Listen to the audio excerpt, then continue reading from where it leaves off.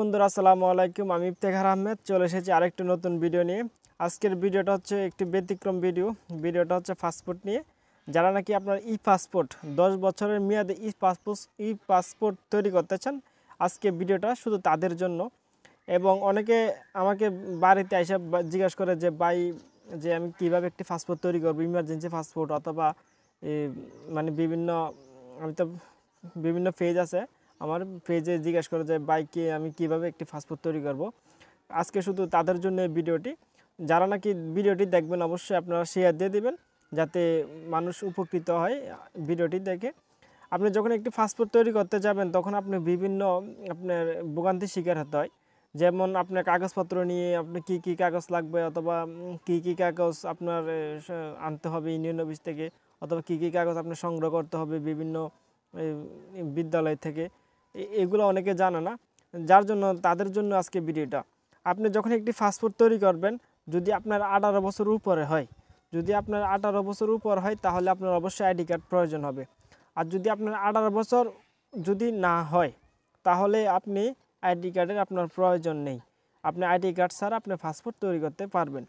আজকে শুধু আপনাদেরকে এই ভিডিওটা শুধু এই জন্যই করতেছি, যা অনেকে যে বিভিন্ন দালাল ধরে পাসপোর্ট করেন, মানুষের টাকা মাইরা দেওয়া দালালে মানে বিভিন্ন মানুষকে ভোগান্তির শিকার করে। শুধু তাদের জন্য, তাদের উপকারের সাথে আজকে ভিডিওটা। আপনার বয়স যদি আপনার 18 বছর উপর হয়, তাহলে আপনার অবশ্যই আপনার যে বাংলাদেশের যে আইডি কার্ড রয়েছে, ন্যাশনাল আইডি কার্ড অথবা স্মার্ট কার্ড, আপনি অবশ্যই আইডি কার্ড অথবা স্মার্ট কার্ড আপনার লাগবে। আর যদি আপনার 18 বছর না হয়, যদি 18 বছর থেকে আপনার আরও কম হয়, ধর 17 বছর অথবা 16 বছর অথবা 1 বছর 2 বছর, যাই হোক আপনি পাসপোর্ট করতে পারবেন আইডি কার্ড ছাড়া।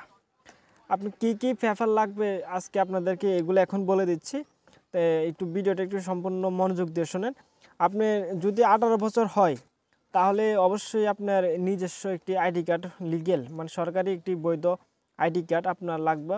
এবং যদি আপনার 18 বছর না হয়, তাহলে আপনার আইডি কার্ডের প্রয়োজন নেই। এবং দ্বিতীয়ত হচ্ছে আপনার পিতামাতার আইডি কার্ড। এটা এটা সবার ক্ষেত্রে, আপনার 18 বছর হোক অথবা না হোক, আপনার পিতামাতার আইডি কার্ড অবশ্যই হতে হবে। আপনার যারা নাকি নতুন পাসপোর্ট তৈরি করবেন, তারা এই ভিডিওটি সম্পূর্ণ মনোযোগ দিয়ে শুনবেন। প্রথম যে পেপারটা লাগবে এটা হচ্ছে আইডি কার্ড। যদি 18 বছর উপরে হয় তাহলে এই আইডি কার্ড লাগবে, আর যদি 18 বছরের নিচে হয় তাহলে আইডি কার্ড লাগবে না।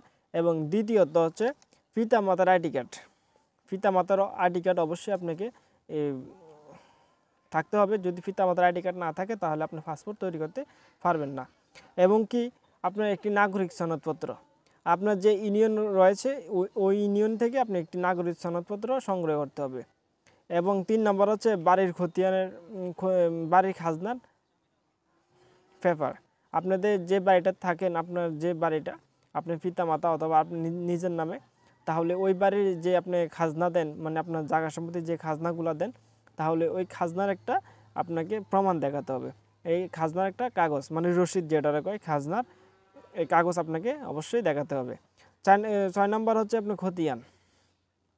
যাদের আপনার নিজস্ব জায়গা রয়েছে আপনার নামে, অথবা আপনার মাতা অথবা আপনার পিতা, যার নামে জায়গা থাকুক, তাহলে ওই জায়গার একটা অবশ্যই আপনাকে খতিয়ান পেপার সংগ্রহ করতে হবে। 7 নম্বর হচ্ছে আপনার যে কোনো স্কুলের গভর্নমেন্ট সার্টিফিকেট, যে আপনি যে বিদ্যালয়টাতে পড়েছেন অথবা মাদ্রাসাতে পড়েছেন, ওই মাদ্রাসার একটি আপনাকে সার্টিফিকেট সংগ্রহ করতে হবে।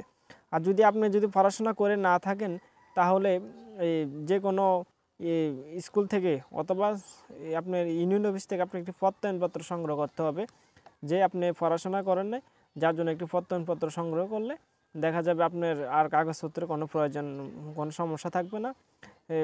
যারা আরেকটি কথা হচ্ছে, আপনি যখন এই পাসপোর্টটা তৈরি করবেন, তখন পাসপোর্ট তৈরি করার পর একটি পুলিশ ভেরিফিকেশন আসে। তখন আপনার যে যে যে কাগজপত্রগুলো আপনি এখানে পাসপোর্ট করার সময় আপনি জমা দিয়েছেন, এই কাগজপত্রগুলো প্রত্যেকে একটি করে ফটোকপি করে রাখবেন। তাহলে আপনি যে পুলিশ ক্লিয়ারেন্সের জন্য, ভেরিফিকেশনের জন্য যে আপনাকে পেপারগুলো লাগবে, তাহলে ওই পেপারগুলো আপনি তাদেরকে দেখাতে পারবেন যে আপনার কাছে এই পেপারগুলো আছে লিগ্যালভাবে, তাহলে আপনার আর সমস্যা হবে না। আর যদি আপনার এই ভিডিওটা দেখে যদি আপনার উপকার হয়ে থাকে তাহলে অবশ্যই একটি শেয়ার দিয়ে দেবেন। সবাই ভালো থাকবেন, সুস্থ থাকবেন এবং কি আমাদের যাতে নতুন নতুন ভিডিও তৈরি করতে পারি বেশি বেশি করে সাপোর্ট করবেন। আসসালামু আলাইকুম, ধন্যবাদ সবাইকে।